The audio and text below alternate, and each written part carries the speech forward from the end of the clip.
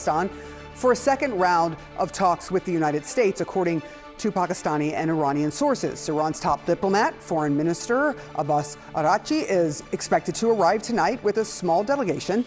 It's unclear whether the U.S. will take part, though. It comes after new negotiations failed to materialize earlier in the week.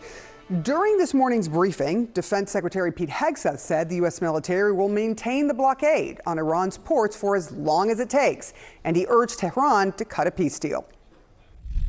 Iran has an important choice, a chance to make a deal, a good deal, a wise deal. Iran has a historic chance to make a serious deal, and the ball is in their court. Either way, the War Department stands ready for what comes next, locked and loaded. CNN's Elena Treen live this morning at the White House. Are you hearing anything about whether the United States is going to show up for these talks?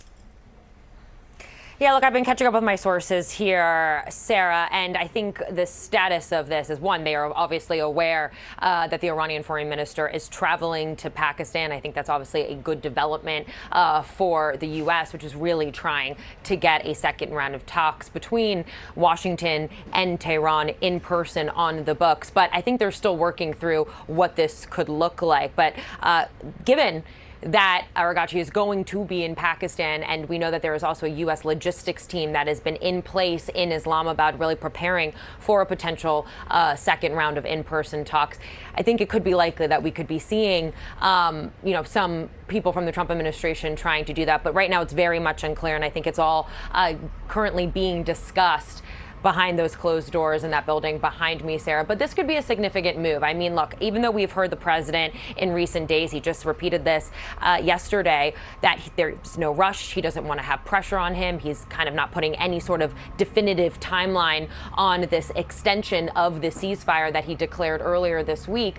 I know from the conversations I've been having throughout the Trump administration that they do not want this to drag on longer, and they do not want the Iranians to try and drag out talks either. And so they have really been pushing toward trying to get a second meeting in person back on the books, and also really trying to get negotiations to a place where they believe it could lead to a diplomatic solution. That has remained the priority through all of this, even as we have reporting that the Pentagon and the military has been preparing different options should this ceasefire not produce a peaceful solution. They've been working on different target and attack plans, many of them actually trained on the Strait of Hormuz.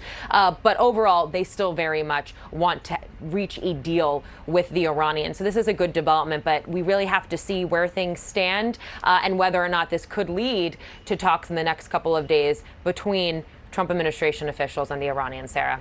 Yeah, I mean, generally speaking, a diplomatic solution is the only solution unless you want a war to go on forever. Elena Treen, we will wait and see what happens with these